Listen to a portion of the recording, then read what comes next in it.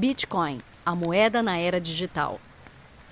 Neste microbook, Fernando Ulrich, mestre em economia da escola austríaca e possuidor de vasta experiência nos mercados financeiro e imobiliário brasileiros, explica o funcionamento e a história do surgimento da mais nova forma de moeda global, o Bitcoin.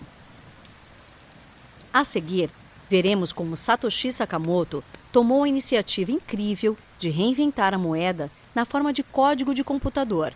O resultado foi o Bitcoin, introduzido ao mundo na forma menos promissora possível. Nakamoto lançou-o em um fórum aberto.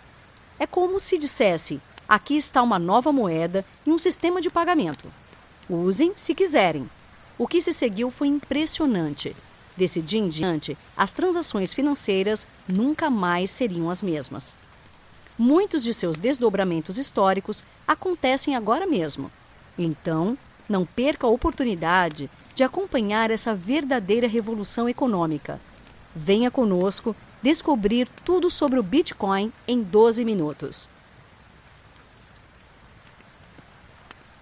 O que é Bitcoin? À primeira vista, entender o que é Bitcoin não é uma tarefa fácil. A tecnologia é tão inovadora, abarca inúmeros conceitos de distintos campos do conhecimento humano e rompe tantos paradigmas que explicar o fenômeno pode ser uma missão ingrata. Em poucas palavras, o Bitcoin é uma forma de dinheiro, assim como o real, o dólar ou o euro, com a diferença de ser puramente digital e não ser emitido por nenhum governo. Com o Bitcoin, você pode transferir fundos de A para B em qualquer parte do mundo sem jamais precisar confiar em um terceiro para esta simples tarefa. E isso se tornou possível após anos de intensa pesquisa em ciência da computação. Entre suas peculiaridades, destacam-se a falta de lastro, a intangibilidade, a oferta inelástica e a ausência de um emissor central. Todas essas características propiciam a verdadeira realização dos mais elevados ideais de liberdade monetária, demonstrando a sua imprescindibilidade a qualquer sociedade que busque a prosperidade e a paz.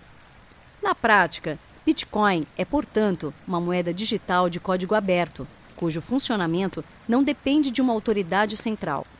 Até a invenção do Bitcoin, em 2008, pelo programador não identificado, conhecido apenas pelo nome Satoshi Nakamoto, transações online sempre requiseram um terceiro intermediário de confiança. Por exemplo, se Maria quisesse enviar R$100 ao João por meio da internet, ela teria que depender de serviços de terceiros como PayPal ou Mastercard. Intermediários como o PayPal mantêm um registro dos saldos em conta dos clientes. Sem tais intermediários, um dinheiro digital poderia ser gasto 2 vezes. Imagine que não haja intermediários com registros históricos e que o dinheiro digital seja simplesmente um arquivo de computador, da mesma forma que documentos digitais. Maria poderia enviar ao João R$100 simplesmente anexando o arquivo de dinheiro em sua mensagem. Mas assim como ocorre em um e-mail, enviar um arquivo como anexo não remove do computador originador da mensagem eletrônica. Maria reteria a cópia do arquivo após ter o enviado anexado à mensagem. Dessa forma, ela poderia facilmente enviar os mesmos R$100 ao Marcos. Em ciência da computação, isso é conhecido como o problema do gasto duplo. E, até o advento do Bitcoin, essa questão só poderia ser solucionada por meio de um terceiro de confiança que empregasse um registro histórico de transações. A invenção do Bitcoin é revolucionária, pois, pela primeira vez, o problema do gasto duplo pode ser resolvido sem a necessidade de um terceiro. Bitcoin o faz distribuindo um imprescindível registro histórico a todos os usuários do sistema. A rede global peer-to-peer, que em português significa par a par, ou simplesmente de ponto a ponto, composta de milhares de usuários, torna-se o próprio intermediário. Desse modo, Maria e João podem transacionar sem o PayPal. É importante notar que as transações na rede Bitcoin não são denominadas em dólares, euros ou reais, como são no PayPal ou Mastercard. Em vez disso, são denominadas em bitcoins. O valor em reais de um Bitcoin é determinado em um mercado aberto. Da mesma forma, que são estabelecidas as taxas de câmbio entre diferentes moedas mundiais. Como funciona? As transações são verificadas e o gasto duplo é prevenido por meio de um uso inteligente da criptografia de chave pública. A criptografia de chave pública garante que todos os computadores na rede tenham um registro constantemente atualizado e verificado de todas as transações dentro da rede Bitcoin, o que impede o gasto duplo e qualquer tipo de fraude. Muita atenção midiática é dada ao suposto anonimato que a moeda digital permite aos seus usuários. Todas as transações que ocorrem na economia Bitcoin são registradas em uma espécie de livro-razão público e distribuído chamado de blockchain, ou em português, corrente de blocos. Trata-se de um registro público de transações, o que nada mais é do que um grande banco de dados público, contendo o histórico de todas as transações realizadas. No entanto, o fato de que as transações ocorrem entre duas chaves públicas, em tal dia e hora, com certa quantidade, além de outras informações, são registradas no blockchain. Em realidade, qualquer e toda transação já efetuada na história da economia Bitcoin pode ser vista no blockchain. Ainda que Bitcoin seja bastante semelhante ao dinheiro vivo, em que as partes podem transacionar sem revelar suas identidades a um terceiro ou entre si, é também distinto do dinheiro vivo, pois todas as transações de e para o endereço Bitcoin qualquer podem ser rastreadas. Nesse sentido, Bitcoin não garante o anonimato, mas permite o uso de pseudônimos. É também possível colher identidades simplesmente olhando o blockchain. Entretanto, os usuários de Bitcoin desfrutam de um nível muito maior de privacidade do que usuários de serviços tradicionais de transferência digital, os quais precisam fornecer informação pessoal detalhada a terceiros intermediários que facilitam a troca financeira. Ainda que seja frequentemente referido como uma moeda anônima, na prática, é bastante difícil permanecer anônimo na rede Bitcoin. Benefícios do Bitcoin. A primeira pergunta que muitas pessoas fazem quando aprendem sobre Bitcoin é: por que eu usaria Bitcoins quando posso usar reais ou dólares? Para responder, devemos, antes de tudo, considerar que ele não é necessariamente um substituto às moedas tradicionais, mas sim um novo sistema de pagamentos. Como não há um terceiro intermediário, as transações de Bitcoin são substancialmente mais baratas e rápidas do que as feitas por redes de pagamentos tradicionais. Isso faz com que ele seja atrativo a pequenas empresas de margens apertadas, que procuram formas de reduzir seus custos de transação na condução de negócios. Uma vez que facilita transações diretas sem um terceiro, ele remove cobranças custosas que acompanham as transações com cartões de crédito. De modo que o Bitcoin provavelmente continuará a reduzir os custos de transações das empresas que o aceitam à medida que mais e mais pessoas o adotem. Aceitar pagamentos com cartões de crédito, por exemplo, também sujeita as empresas ao risco de fraude e de estorno de pagamentos. Há muito que comerciantes têm sido infestados por estornos fraudulentos ou reversões de pagamentos iniciadas por clientes baseados no falso pretexto de que o produto não foi entregue. Como um sistema de pagamentos não reversível, o Bitcoin elimina a fraude amigável, acarretada pelo mau uso de estornos de consumidores. Aos pequenos negócios, isso pode ser fundamental. Como um acessível sistema de transferência de fundos, Bitcoin também é uma grande promessa ao futuro das remessas de dinheiro de baixo custo. As taxas na rede Bitcoin tendem a ser menos de 1% da transação. O Bitcoin também tem o potencial de melhorar a qualidade de vida dos mais pobres. Devido aos empecilhos ao desenvolvimento de serviços bancários tradicionais em áreas pobres, pessoas em países em desenvolvimento têm recorrido aos serviços bancários via rede de telefonia móvel para fazer frente às suas necessidades financeiras. Com um sistema aberto de pagamentos, o Bitcoin pode fornecer às pessoas nesses locais acesso barato a serviços financeiros em uma escala global. Além disso, é possível propiciar alívio às pessoas vivendo em nações com controles de capitais bastante estritos. Desafios do Bitcoin. Apesar dos benefícios, o Bitcoin tem algumas desvantagens que usuários em potencial devem levar em consideração, tais como as recorrentes preocupações sobre se hackers podem de alguma forma comprometê-lo. Nenhum sistema criado pelo homem pode ser absolutamente perfeito e imune a violações. Portanto, é imprescindível que os usuários de Bitcoin aprendam sobre e como se preparar contra riscos de segurança, da mesma forma que o fazem com outras atividades financeiras. Também há razões para os políticos ficarem apreensivos quanto a algumas das aplicações não intencionadas do Bitcoin. Um estudo estimou que o total de transações mensais no Silk Road, em site de mercado negro em Deep Web, alcance aproximadamente 1,2 milhão de dólares. Mas o mercado de Bitcoin acumulou 770 milhões de dólares em transações durante junho de 2013. Vendas no Silk Road, portanto, constituíam uma quase insignificante parcela do total da economia Bitcoin. Mesmo assim, a associação do Silk Road com o Bitcoin manchou sua reputação. Outra preocupação é que o Bitcoin seja usado para a lavagem de dinheiro para o financiamento do terrorismo e tráfico de produtos ilegais. Para superar esse desafio, a combinação de um sistema de registro público com a cooperação das casas de câmbio na coleta de informações dos usuários fará do Bitcoin uma via relativamente menos atrativa dos lavadores de dinheiro. As leis e regulações atuais não prevêem uma tecnologia como o Bitcoin, o que resulta em algumas zonas legais cinzentas. Isso ocorre porque ele não se encaixa em definições regulamentares existentes de moeda ou outros instrumentos financeiros, tornando complexo saber quais leis se aplicam a ele e de que forma.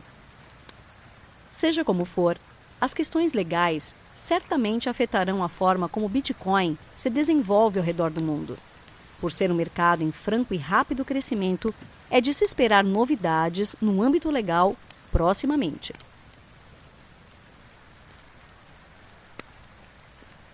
Eletricidade e internet não são um problema. E quanto à dependência da eletricidade e da internet, não seria uma enorme desvantagem ao projeto Bitcoin?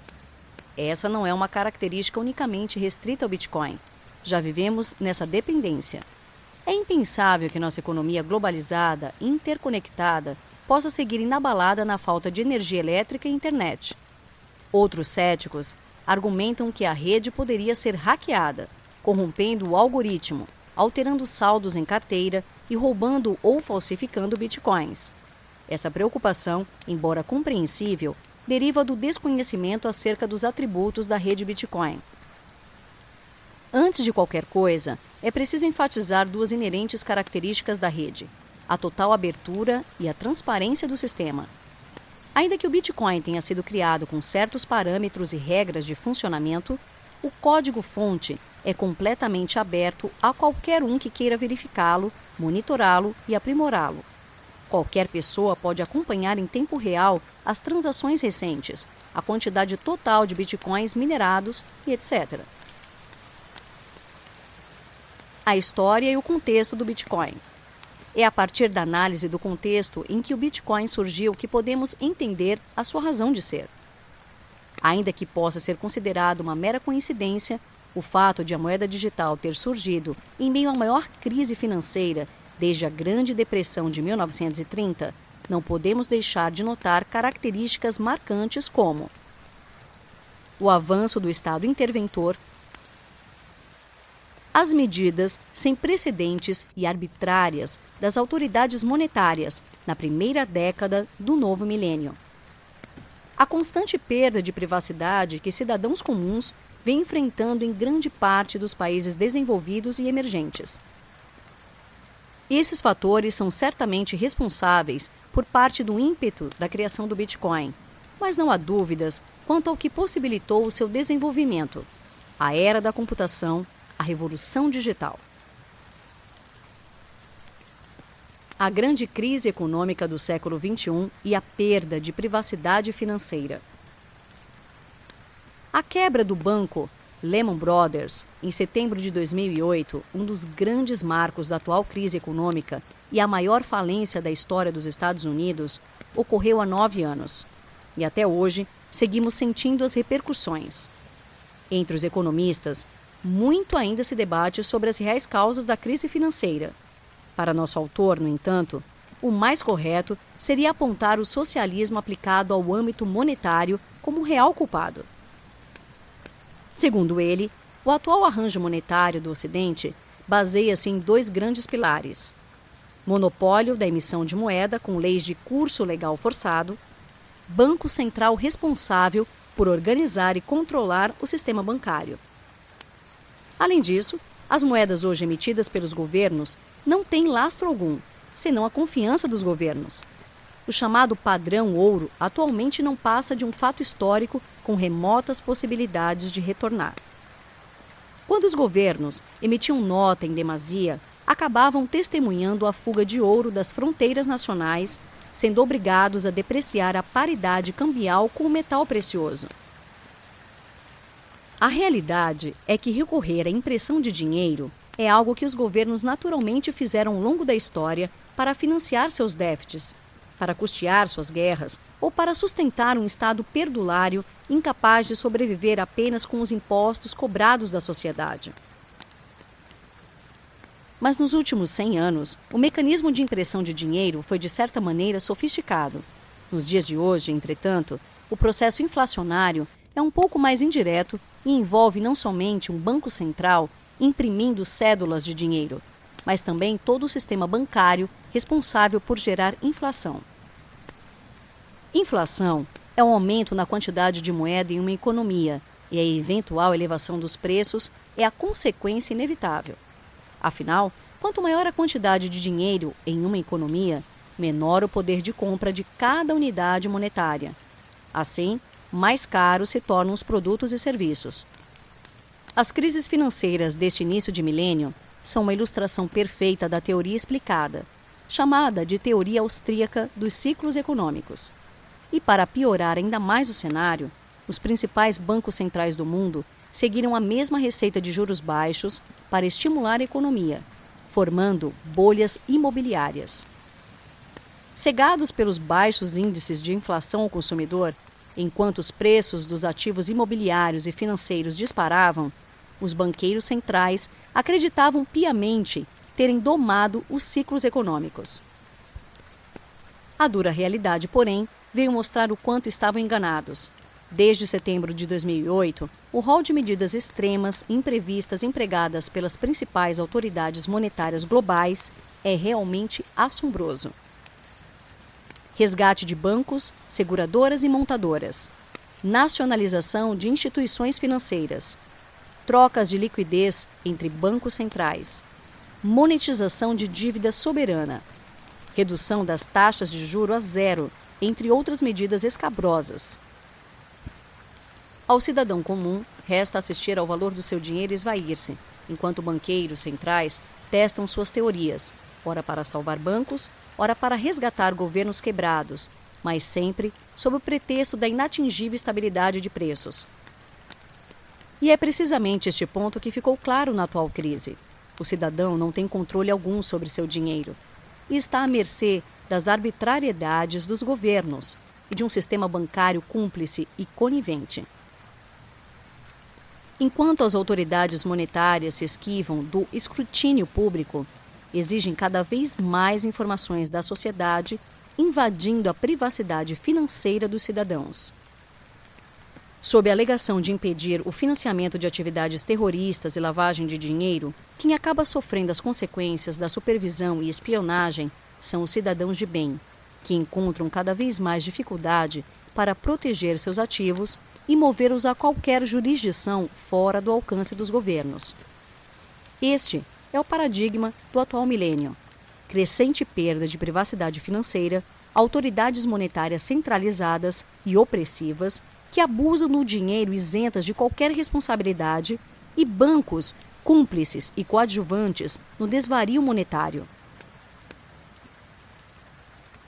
O que possibilitou a criação do Bitcoin? Os motivos fundamentais que impulsionaram a criação do Bitcoin são, portanto, evidentes. Um sistema financeiro instável e com elevado nível de intervenção estatal e a crescente perda de privacidade financeira. Mas esse estado de coisas não é novidade. A intervenção dos governos no âmbito monetário é milenar, assim como a conivência do sistema bancário.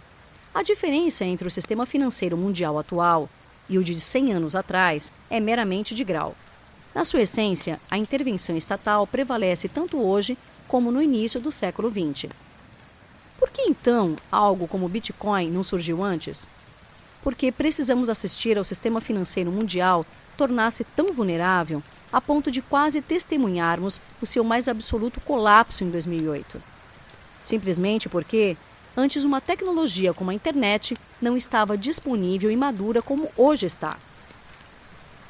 Efetivamente, a rede mundial de computadores foi o que viabilizou a criação do Bitcoin. A era da informação revolucionou diversos aspectos da cooperação social e não poderia ser diferente com uma das instituições mais importantes para o convívio em sociedade, o dinheiro. Aparentemente surgido do nada, o Bitcoin é, em realidade, resultado de mais de 2 décadas de intensa pesquisa e desenvolvimento por pesquisadores praticamente anônimos. Ao contrário das redes usuais, em que há um servidor central e os computadores se conectam a ele, uma rede ponto a ponto não possui um servidor centralizado. Por esse motivo, é considerada descentralizada, ou seja, a força computacional é distribuída. No caso do Bitcoin, a rede desempenha uma função crucial, a de garantir a distribuição do blockchain a todos os usuários, assegurando que todos os nós da rede detenham uma cópia atual e fidedigna do histórico de transações do Bitcoin a todo instante. A criptografia, por sua vez, desempenha 2 funções essenciais: a de impossibilitar que um usuário gaste os bitcoins da carteira de outro usuário e a de impedir que o blockchain seja violado e corrompido. Além disso, a criptografia também pode ser usada para encriptar uma carteira, de modo que ela só possa ser utilizada com uma senha definida por seu proprietário. O que a teoria econômica tem a dizer sobre o Bitcoin? A moeda digital seria mesmo considerada dinheiro? A inovação não seria, na verdade, um mero sistema de pagamentos ou de transferência de fundos? Pode uma unidade de Bitcoin, algo que inexiste no mundo físico, ser considerado um bem? Ainda que o fim último do projeto Bitcoin seja torná-lo um meio de troca totalmente eletrônico, naquele instante, bem no início de sua vida, Bitcoins eram adquiridos não para serem empregados como meio de troca, e sim para o próprio consumo direto. Esse é precisamente o ponto de partida para que qualquer bem venha a tornar-se um meio de troca, e eventualmente dinheiro, um meio de troca universalmente aceito. Em outras palavras, o Bitcoin pode ser usado para designar e certificar propriedade de um bem. Neste primeiro momento, os próprios Bitcoins são o bem em questão. À medida que a rede se desenvolva, é plenamente possível que outras utilidades e aplicações venham a ser descobertas ou criadas pelo homem. Mas qual seria o valor de uso subjetivo de um Bitcoin? Somente cada indivíduo pode determinar. O que o economista pode inferir é que Bitcoins foram e têm sido valorados pelos indivíduos que os adquiriram e os utilizam independentemente de qual seja o uso pretendido. O caminho percorrido até aqui pelo Bitcoin, que passou de uma mercadoria virtual a um meio de troca, faz com que estejamos potencialmente testemunhando em tempo real o nascimento de uma moeda. E o que é mais extraordinário, com um vasto registro documental disponível para qualquer economista investigar. Escassez intangível e autêntica. Chamamos de bens econômicos tudo aquilo que é empregado como meio no âmbito da ação humana. Bens econômicos estão sujeitos, portanto, à realidade da escassez. Isso implica que um mesmo bem não pode ser usado como meio por mais de um indivíduo no mesmo instante. No mundo material dos bens físicos, essa relação é facilmente observada. Corpóreo ou não, um bem pode ser empregado como meio quando é capaz de oferecer serviços úteis à consecução de um fim. Em Bitcoin, similarmente, pode existir somente em uma carteira em um dado momento, devido ao protocolo do sistema que registra todas as transações no blockchain, único e distribuído, que impede o gasto duplo. A tecnologia utilizada pelo protocolo do Bitcoin, aliada ao potencial da criptografia moderna, faz com que uma unidade de Bitcoin seja um bem econômico escasso. Somente o dono pode usar sua chave privada para dispor de seus Bitcoins, transferindo-os a quem desejar. O Bitcoin trouxe, portanto, escassez autêntica ao mundo dos bens digitais não escassos, cumprindo assim um dos principais requisitos teóricos para ser considerado uma moeda. Dinheiro, meio de troca ou o quê? Para o brilhante economista Conrad Graf, a única razão para ainda não chamar Bitcoin de dinheiro reside no fato de que, aparentemente, muitos usuários ainda enxergam os Bitcoins através da lente da taxa de câmbio em relação às suas moedas locais. Em contrapartida, Frank Shostak, outro grande estudioso, afirma que Bitcoin não é uma nova forma de dinheiro que substitui formas antigas, mas, na verdade, uma nova maneira de empregar dinheiro existente em transações. Suas investigações nos permitem deduzir que qualquer coisa pode servir como dinheiro, contanto que seja usada e valorada como tal pelos indivíduos.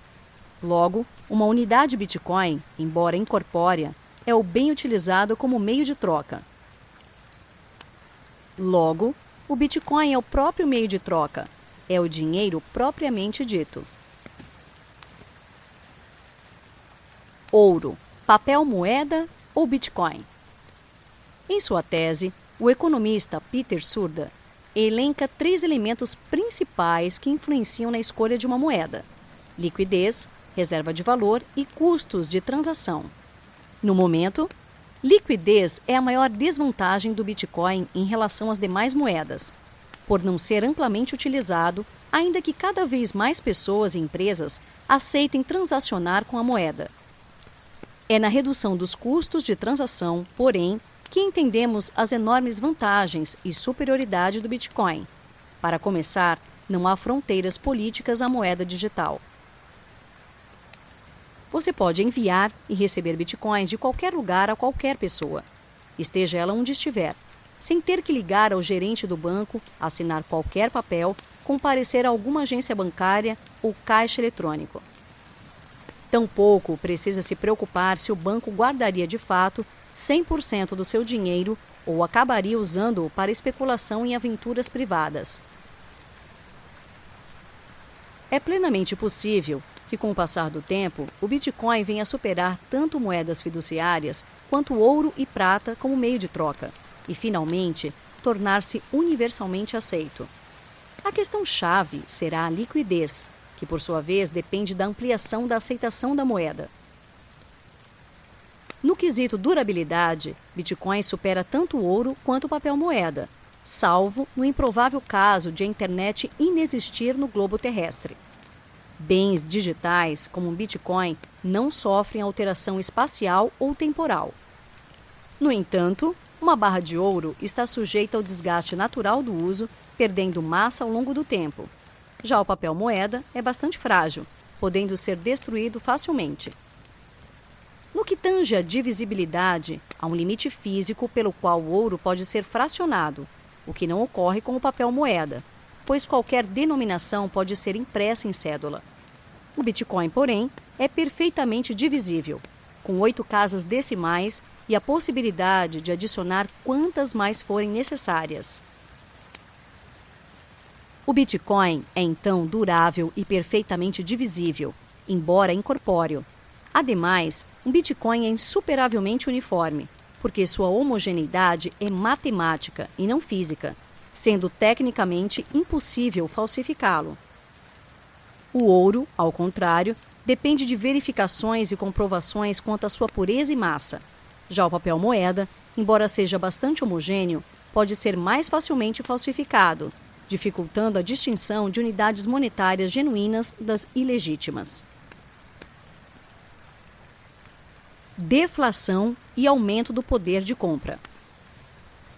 A oferta de bitcoins crescerá de forma paulatina, pré-estabelecida e conhecida por todos os usuários, até alcançar o limite máximo de 21 milhões de unidades ao redor do ano de 2140. Mas cerca de 90% de todos os bitcoins já estarão minerados por volta de 2022. Assumindo que a demanda continue crescendo ao longo dos próximos anos, isso significaria que uma unidade Bitcoin valeria cada vez mais. E quanto mais se amplia a aceitação da moeda, maior será seu poder de compra. Em face dessa constatação, os leigos no assunto alegam que será quase impossível usar uma unidade de Bitcoin em compras do dia a dia, pois ela valerá muito no futuro. O que lhes escapa é o fato de que os bitcoins são perfeitamente divisíveis. Isso permite aos usuários realizar transações com frações de um bitcoin. O sistema, aliás, já está preparado para tal aperfeiçoamento. O preço do bitcoin, oferta e demanda. No dia 5 de outubro de 2009, 9 meses depois de a rede Bitcoin ter começado a operar, o primeiro registro de preço de venda de um Bitcoin ofertado foi publicado. Um total de 13 Bitcoins por centavo de dólar, ou especificamente 1.309,03 Bitcoins por $1. Estamos ainda na infância do experimento Bitcoin. A cotação de um Bitcoin em relação a outras moedas, ou seu preço, é algo que está sendo descoberto pelo mercado, e não podemos prever a sua evolução. E ainda que pelo lado da demanda, não saibamos como ela evoluirá, ao menos do lado da oferta, não seremos surpreendidos por súbitos aumentos na quantidade de bitcoins em circulação. De certa forma, o preço de uma unidade é irrelevante. A questão-chave é que a moeda digital tem verdadeiras vantagens comparativas, oferecendo excelentes serviços de pagamentos e reduzindo de forma significativa os custos de transação. Como diz Tony Gallip, sócio do site de pagamentos BitPay, Bitcoin é simplesmente a maneira mais fácil até hoje inventada de enviar dinheiro de A para B. A política monetária do Bitcoin. A política monetária objetiva manipular a oferta de moeda em uma economia. No passado, deu-se de forma direta, com alvos específicos para o crescimento de algum agregado monetário. Atualmente, a manipulação da oferta monetária ocorre indiretamente pela influência direta sobre a taxa de juros. A política monetária do Bitcoin, por sua vez, foi estabelecida na sua criação e é baseada em regras, cuja independência é assegurada pela natureza distribuída da rede subjacente. Essa política monetária não discricionária pode ser descrita como meta de oferta monetária assintótica, ou MoMA. A unidade monetária chama-se Bitcoin e sua emissão ocorre por meio de subcontratados chamados de mineradores, os quais desempenham os cálculos de prova de esforço, ou POI, que garantem a independência da política monetária e processam os pagamentos. A senhoriagem subsidia o sistema de pagamento, em vez de beneficiar exclusivamente o emissor ou vendedor receptor de títulos negociados em operações de mercado aberto. A senhoriagem da POI e a MoMA trabalham de forma sinérgica, causando 3 fenômenos monetários.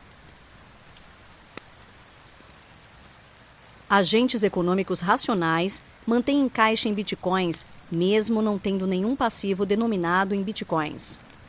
O mercado estabelece as taxas de câmbio de juros sem exceção. É altamente improvável o aparecimento das reservas fracionárias. Os agentes econômicos decidem livremente manter saldos em bitcoins devido a todas as vantagens da moeda digital perante outras formas de dinheiro e a expectativa de que essas vantagens conduzirão outros agentes a adotar bitcoins no futuro, possivelmente apreciando sua taxa de câmbio. A liberdade monetária e o Bitcoin. Desde tempos imemoriais, é vedada aos indivíduos a liberdade de escolha de moeda. Somos obrigados a usar um dinheiro estatal, constantemente abusado e depreciado. Não obstante, moeda honesta e sadia é uma pré-condição básica para uma sociedade próspera e livre. Mas alcançar esse ideal pela via política é bastante difícil. O senso comum costuma atribuir ao dinheiro a causa de todos os males. Contudo, a constante multiplicação do capital acumulado significa que a economia cresce e prospera, e que assim a sociedade cria riqueza e é capaz de melhorar o padrão de vida dos seus cidadãos. Em definitivo, o dinheiro é uma das instituições mais essenciais da civilização e é o bem que torna possível a cooperação social em larga escala, de modo que toda agressão contra a moeda gerará consequências gravíssimas no funcionamento da economia. A ordem monetária vigorante é uma criatura disforme, filha das urgências fiscais de governos, como a suspensão da conversibilidade das moedas nacionais em ouro para financiar a Primeira Guerra Mundial, encerrando assim um longo ciclo de estabilidade monetária. O que temos hoje é um sistema elástico, cuja emissão de moeda é uma mera função da vontade política embasada por teorias econômicas defeituosas. Moeda honesta é, portanto, o ideal ao qual todo defensor da liberdade deveria aspirar. A raiz de todos os males não é o dinheiro, é, na verdade, a inflação, cuja semente germina no controle estatal da moeda. Liberdade monetária significa liberdade de escolha e de produção de moeda em um ambiente de livre concorrência. O princípio de moeda sadia guiou as doutrinas de políticas monetárias do século XIX, mas somente no século passado foi ele estendido, englobando os preceitos não somente de uma moeda sólida, mas também, e sobretudo, de uma moeda livre da ingerência estatal. Alcançar esse objetivo pela via política, entretanto, é altamente improvável. E por que altamente improvável? Primeiro, porque uma reforma monetária e bancária liberal afronta quem mais se beneficia do status quo, o governo e os bancos. Um governo legislará contra seu próprio interesse somente no instante em que a causa for pauta política capaz de decidir eleições. Precisamente neste ponto, jaz uma das forças do Bitcoin. Em vez de implorar pelo respaldo legal, ele o contorna. Ao invés de pedir permissão para operar, ele simplesmente existe. O Bitcoin não é uma criatura do Estado. É uma invenção do mercado que independe do consentimento do poder público. Obviamente, as decisões políticas podem influenciar a conduta dos indivíduos e das empresas, mas por si só são incapazes de coibir o livre funcionamento da moeda digital. Anular o poder proibidor dos governos é algo inédito na história da humanidade. Sob essa perspectiva, o Bitcoin é uma forma de impedir a tirania monetária. Essa é a sua verdadeira razão de ser. Ele emergiu como uma resposta natural ao colapso da atual ordem monetária, à constante redução de privacidade financeira e uma arquitetura bancária cada vez mais prejudicial ao cidadão comum. Governos não podem inflacionar bitcoins. Governos não podem apropriar-se da rede Bitcoin. Governos tampouco podem corromper ou desvalorizar bitcoins. E também não podem proibir-nos de enviar bitcoins a um comerciante no Maranhão ou no Tibete. Imagine um mundo sem inflação, sem bancos centrais desvalorizando seu dinheiro para financiar a esbórnia fiscal dos governantes, sem confisco de poupança, sem manipulação da taxa de juros, sem controle de capitais. A verdade é que o Bitcoin, ou o que vier a substituí-lo no futuro, impõe uma verdadeira concorrência contra o cartel dos banqueiros e a moeda dos governos. Por isso, não é sábio esperar nenhuma boa vontade dessa dupla simbiótica em relação ao Bitcoin. A própria história da humanidade é um atestado de uma triste verdade. Nenhum sistema político foi capaz de conter os abusos de governos no âmbito monetário. Bitcoin nasce assim como uma alternativa necessária, porque quando as constituições e a separação dos poderes são incapazes de assegurar uma moeda inviolável, a tecnologia se encarrega de fazê-lo. A separação do Estado e da moeda será uma questão tecnológica, não política.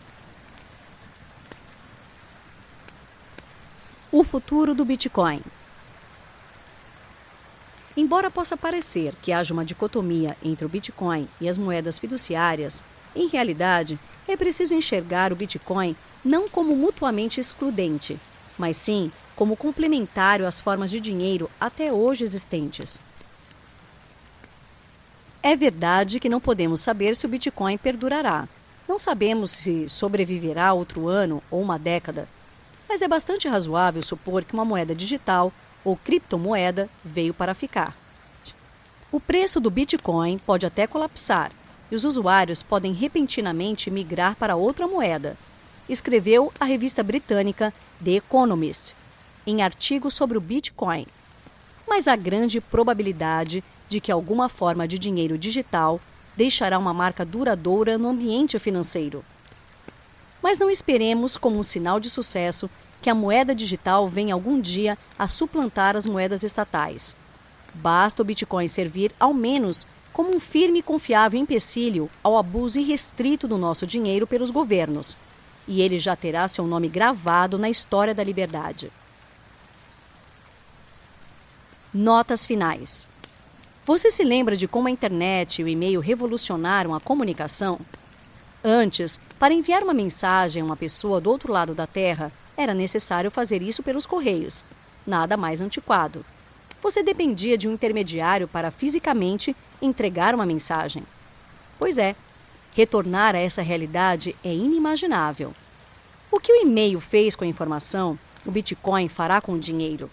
Com o Bitcoin, você pode transferir fundos de A para B, em qualquer parte do mundo, sem jamais precisar confiar em um terceiro para essa simples tarefa.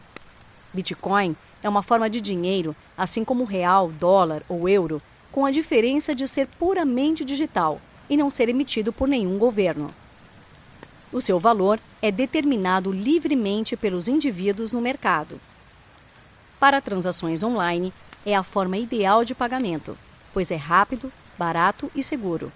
É, portanto, uma tecnologia verdadeiramente inovadora.